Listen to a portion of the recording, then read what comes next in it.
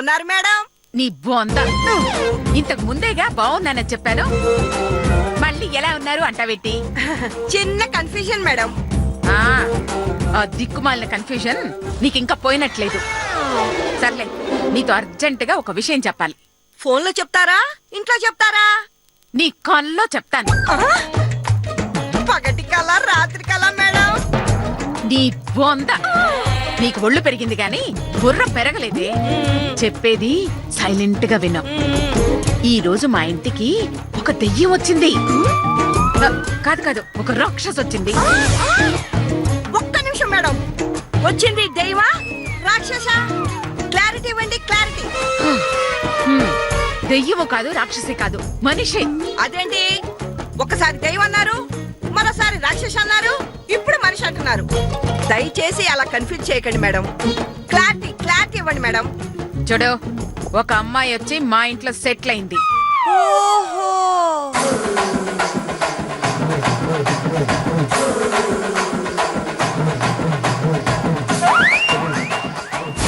అది విషయం. నువ్వు వెంటనే వచ్చి దాన్ని ఏదో ఒక కేసులో అరెస్ట్ చేసి లోపల వేసేయాలి. మళ్ళీ మా ఇంటి జోలికి రాకుండా చెయ్యాలి. అర్థమైందా? మీరేం టెన్షన్ పడకండి, నేను ఇప్పుడే బయలుదేరుతున్నాను. కాకపోతే కాకపోతే ఏమీ లేదు, ఈ నెల వడ్డీ కొంచెం ఆలస్యమైంది. అయ్యో, దాని సంగతి తర్వాత మాట్లాడుకుందాం. ముందు ఇంటికి రా. Okay madam, okay madam. Constable madam. అందరూ ఇంటికి పోనీ. అలాగే మేడం.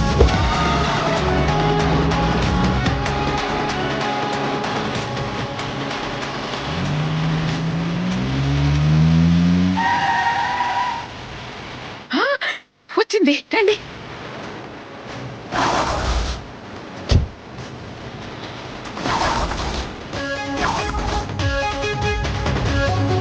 నమస్తే మేడం. ఒకటి రెండు. మీరు ఫోన్ లో ఒక్క దెయ్యం అన్నారు, ఇక్కడ చూస్తే రెండు దెయ్యాలున్నాయి. ఇద్దరిని వెళ్ళగొట్టాలా? ఏయ్, వెళ్ళగొట్టాల్సిన దెయ్యం లోపలుంది. అంటే ఈ దెయ్యాల్ని మీరు వెళ్ళగొడతారా? ఏయ్, ఓకే ఓకే, అది లోపల ఏం చేస్తుంది? నాకు తెలుసు. తెలుసా? లోపల ఎక్కడో ఉన్న ఒక అమ్మాయి ఇప్పుడు ఏం చేస్తుందో బయటున్న నీకెలా తెలుసు? నీ దగ్గర ఉన్న సీసీ కెమెరాలు ఉన్నాయా? ఏయ్, గాడిద గుడ్డు. ఎప్పుడు నువ్వు అప్పు తీసుకున్నా బయట తీసుకోవటం వల్ల నా కోడల గురించి నీకు తెలీదు. ఇది నా రెండో కోడలు లత, అది చిన్న కోడలు శిరీష. దీనికి మేకప్ పిచ్చి, దానికి నగల పిచ్చి. మీకు వడ్డీ పిచ్చి. ఏంటే? ఏమీ లేదు మేడం, లోపల ఒకటే ఉందా? లేదండి, 100 మంది ఉన్నారు. Constables, position.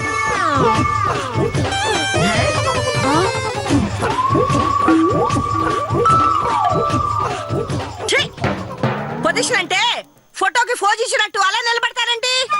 లోపల 100 మంది ఉన్నారంట. వాళ్ళు ఏ క్షణమైనా మన మీద అటాక్ చేయొచ్చు. వాళ్ళు బయటికి రాగానే గట్టిగా పట్టేసుకోండి. నాకు సిగ్గు మేడం. చాలా ఆపండి. మీకు సెటర్ ఏదో సీరియస్ ఏదో అర్థం కదా. లోపల వాడు ఒక్కతే ఉంది. ఓకే, ఆమె దగ్గర ఆయుధాలు ఏమన్నా ఉన్నాయా? AK-47, 2 రైఫిల్స్, 4 నాటు బాంబులు. వామ్మో, నన్ను పిలిపించింది దాన్ని బయటికి పంపించడానికి కాదు, దాని చేతిలో నన్ను పైకి పంపించడానికి. బతికుంటే బిర్యానీ తిని బతకొచ్చు. దయచేసి నన్ను వదిలేయండి మేడం. ఏయ్, ఛే, ఛే, ఛే, ఛే. నువ్వు అసలు పోలీసువేనా? దాని దగ్గర ఎలాంటి ఆయుధం లేదు. వెళ్ళ. నిజమే చెప్తున్నారా? అసలే నేను పెళ్లి కాని కన్నె పిల్లను. దొన్న పిల్లలా ఉన్నా నువ్వు కన్నె పిల్ల ఏంటి? మాకు ధైర్యం చెప్తావని నిన్ను పిలిపిస్తే నీకు ధైర్యం చెప్పాల్సి వస్తోంది. చూడు, అది పండితుల ఇంట్లో పుట్టి పెరిగిన పిల్ల. నిన్ను చూస్తేనే భయంతో పారిపోతుంది. ఓహో, పంతుల పిల్ల. మరి ఆ విషయం చెప్పరే. ఇక చూడండి ఎలా రెచ్చిపోతానో. ఇంతకీ దాని పేరేంటి? మధుమతి. మధుమతి. వసే మధుమతి.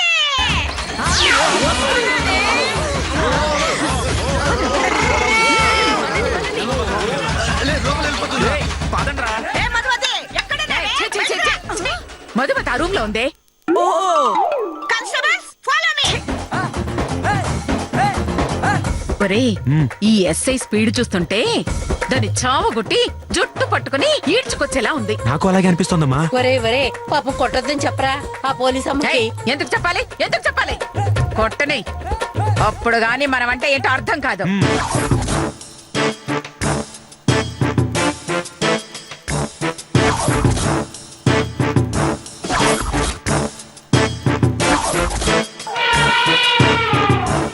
నువ్వేనా మధుమతి?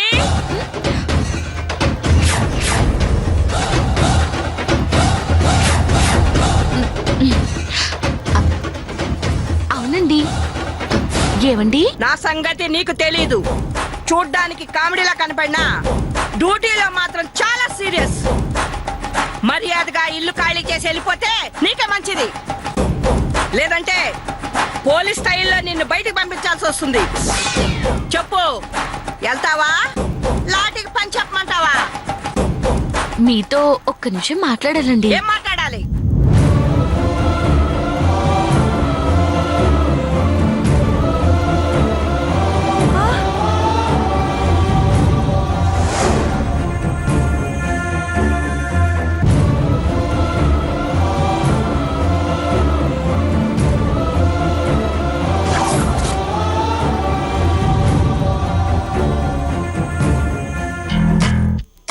దాన్ని బయటకు తీసుకురావే అని బండదాన్ని పంపిస్తే అది కూడా లోపల ఉండిపోయిందేంటి?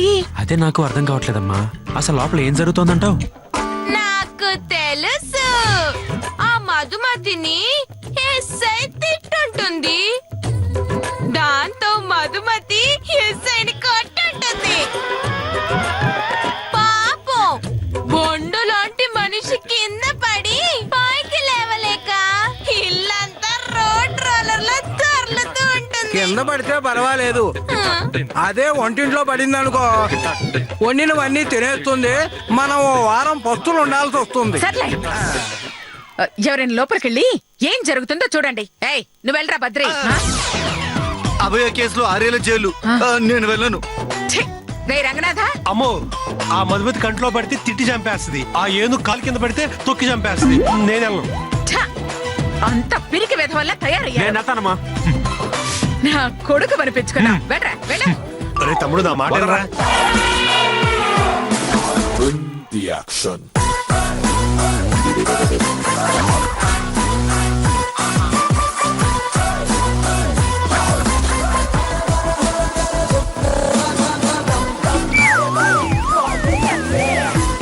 ఒక్కదానివి వచ్చావేంటి? అదెక్కడా? సారీ మేడం, కష్టాలు మనుషులకు వస్తాయంటారు గాని ఫస్ట్ టైం మీలాంటి అదే మీలాంటి దేవతకు వచ్చింది ఏంటా అని బాధగా ఉంది. నో ప్రాబ్లం, ఆ దేవుడు తప్పకుండా మధుమతికి మేలు చేస్తాడు. మీకు తగిన శిక్ష వేస్తాడు. ఏంటే? సారీ, మీకు మేలు చేస్తాడు. ఆమెకి శిక్ష వేస్తాడు.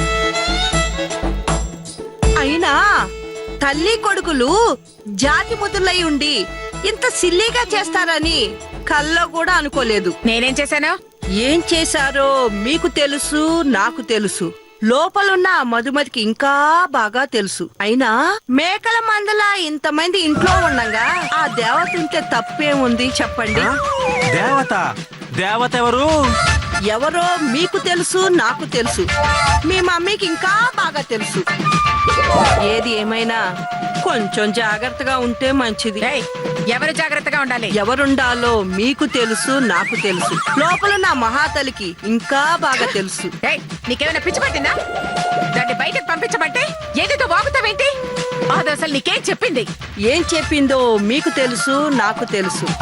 ఆ మధుమతికి చాలా బాగా తెలుసు. నా మాట విని ఆ అమ్మాయిని ఇంట్లో ఉండనీయటమే మీ అందరికీ మంచిది. లేదంటే జరిగే ఘోరాలకి మీరే బాధ్యులవుతారు. ఏంటా ఘోరాలు? ఏంటో మీకు తెలుసు, ఆ ఎస్ఐకి తెలుసు, లోపలున్న మధుమతికి ఇంకా బాగా తెలుసు. అదే ఆవిడ చెప్పేది. యా యా, మీ శ్రేయోభిలాష్గా నాదో చిన్న సలహా. మీరు హ్యాపీగా ఉండాలంటే ఆ మధుమతి జోలికి వెళ్ళకపోవటమే మంచిది. తరువాత మీ ఇష్టం. అది కాదు యా 2 రోజుల్లో నాకు శాలరీ వచ్చేస్తుంది. రాగానే మీ వడ్డీ ఇచ్చేస్తాను. ఉంటాను. Customers follow me. ఒక్క నిమిషం అయ్యో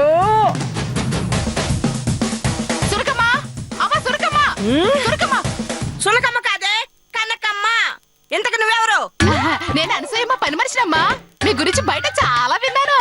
ఏమని? మీరు అంకుశంలో రాజశేఖర్కి అమ్మంట. పోకిరిలో మహేష్ బాబుకి అక్కట.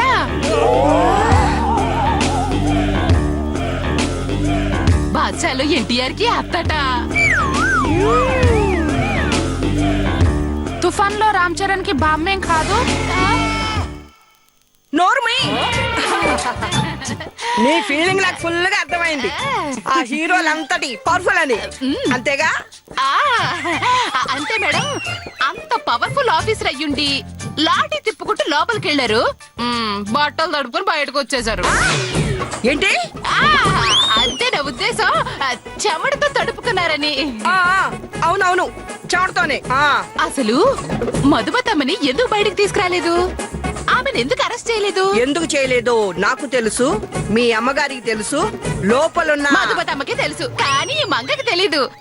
ఆ రహస్యం ఏదో చెప్తే నేను తెలుసుకుందామని. అది సీక్రెట్. ఎవ్వరికి చెప్పకూడదు. నాకు అర్థమైంది. ఏమర్థమైంది? మీకు ఒళ్ళంతా ఫ్యాట్ తప్ప మ్యాటర్ లేదని. లాఠీ కటింగ్ ఇవ్వడానికి తప్ప కొట్టడానికి పాటని. అయినా పోలీస్ అయ్యుండి ఆ మధుమతమ్మకి భయపడ్డవేటమ్మా. అంత భయంగా ఉంటే ఏ బాడీ మాలిస చేసుకోవచ్చుగా. ఈ పోలీస్ పని ఎందుకమ్మా? మీలాంటి పిరికొండకి పోలీస్ పని కన్నా నాలాంటి పాచి పనులే కరెక్ట్ అండి. నా మాటిని వచ్చే నెల నుంచి నాతో వచ్చేయండి. ఇద్దరం కలిసి హాయిగా ఇంటి పనులు వంట పనులు చేసుకుందాం. పిచ్చి వాగుడు వాగావంటే సెల్ల వేసి చిత్త కొట్టేస్తాను. ఎందుకు మధుమతికి భయపడ్డాను, ఎందుకు అనసూయను భయపెట్టాను, ఎందుకు నిజం చెప్పకుండా నిన్ను కొట్టాను, ముందు ముందు నీకే అర్థమవుతుంది. ప్రస్తుతానికి నేనేం చెప్పలేను, చెప్పకూడదు. కాబట్టి నా గురించి తక్కువగా ఆలోచించకుండా, ఆ మధుమతి గురించి ఎక్కువగా ఆలోచించకుండా నీ పని నువ్వు చూసుకుంటే మంచిది. లేదంటే నిన్ను లోపలేస్తా. అమ్మో, నీకు దండం పెడతానమ్మో, నన్ను లోపలేసేకమ్మో.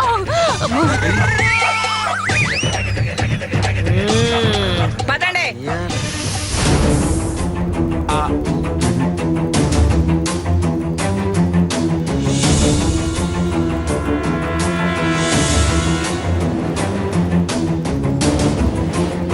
ఆ ఎస్ఐ వచ్చి ఏదో ఊడబీగుతుందని ఎంతో ఆశపడ్డాం.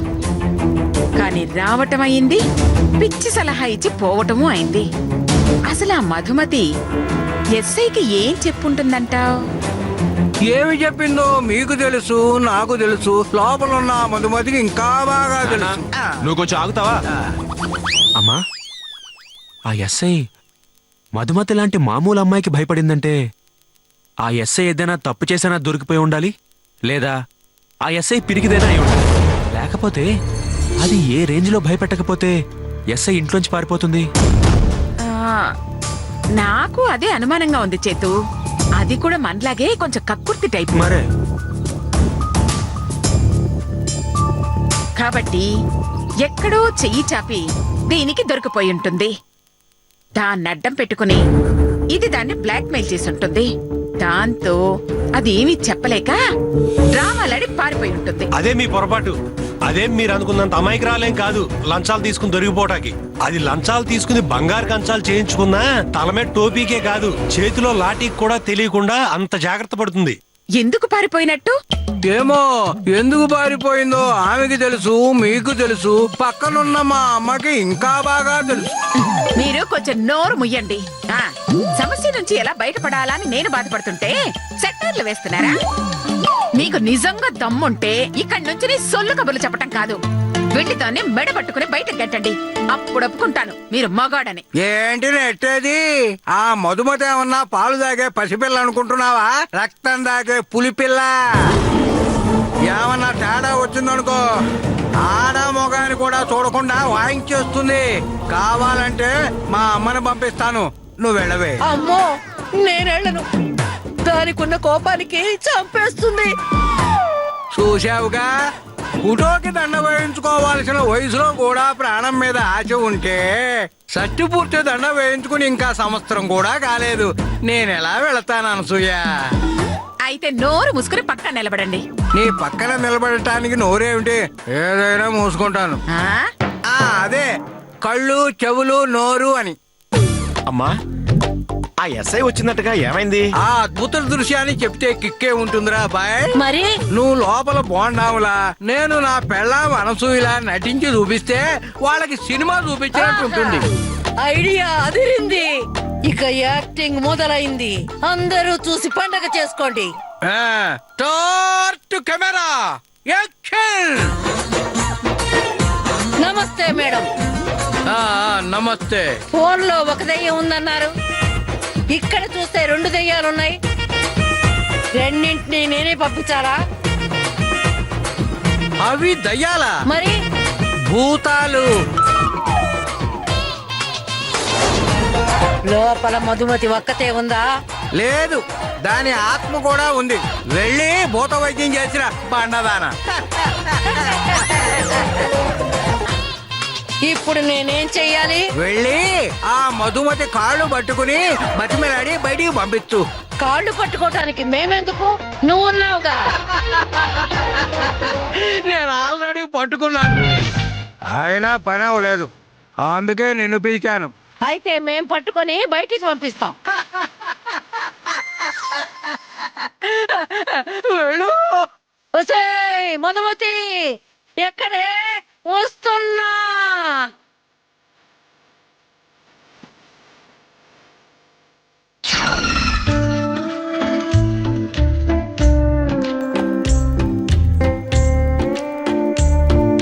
ఏమైంది, దాన్ని తీసుకురాలేదే? లోపలికి వెళితే నా బెండు తీసి బ్యాండ్ వాయించింది. దయచేసి మీరెవరూ లోపలికి వెళ్ళకండి. వెళితే మీకు ఓ రౌండ్ వేస్తుంది. దాన్ని బయటికి పంపించటం మీ వల్ల కాదు, మీ జేజమ్మ వల్ల కూడా కాదు. నా మాట విని మీరే ఈ ఇంటి నుంచి పారిపోండి.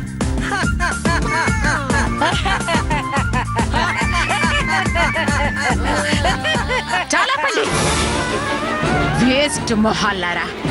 నా సొమ్ము తింటూ దానికి సపోర్ట్ చేయడానికి సిగ్గులేదు మీకు? నువ్వు మీ అమ్మ గుడ్లు బయట పెట్టి చూడండి. దాని జుట్టు పట్టి ఈ ఇంటి నుంచి బయట గంటకపోతే నా పేరు మార్చుకుంటాను.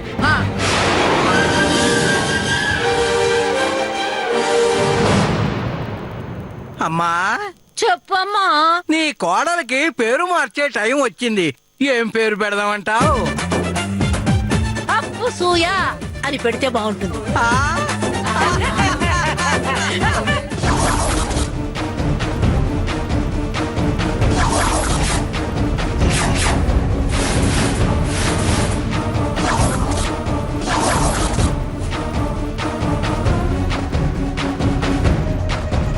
ఓ అనసూయ గారా అండి? రండి రండి రండి. మొదటిసారి మా ఇంటికి వచ్చారు. ఏం తీసుకుంటారు? కాఫీయా టీయా? చాలు, ఇంకా నా ఓర్పుతో ఆడుకోకు. తట్టుకోలేవు. మోసం చేసి దొంగతనంగా నా ఇంట్లో అడుగు పెట్టినంత ఈజీ కాదు ఇక్కడ సెటిల్ అవ్వడం. నీ శాపాలకి నా పిచ్చి కోడళ్ళు భయపడతారేమో కానీ నేను కాదు. మర్యాదగా చెప్తున్నా, వెంటనే ఇల్లు ఖాళీ చెయ్యి. లేదంటే ఏం చేస్తారు? గడ్డం పట్టుకుని బతిమాలతారా? లేదంటే వద్దు, ఈ అనసూయత ఆటలొద్దు. తట్టుకోలేవు. అసలు ఆగంటి శంకర శాస్త్రి గారంటే నీతికి, న్యాయానికి, ధర్మానికి ప్రతిరూపం అంటారు. మోసం, దగ ఆయన నీడను తాకమంటారు. మరంత గొప్ప మనిషికి నువ్వెలా పుట్టావే? అసలు నువ్వు ఆయన కూతురువేనా? లేదంటే ఏ అనాథ శరణాలయం నుంచో తెచ్చి పెంచుకున్నారా?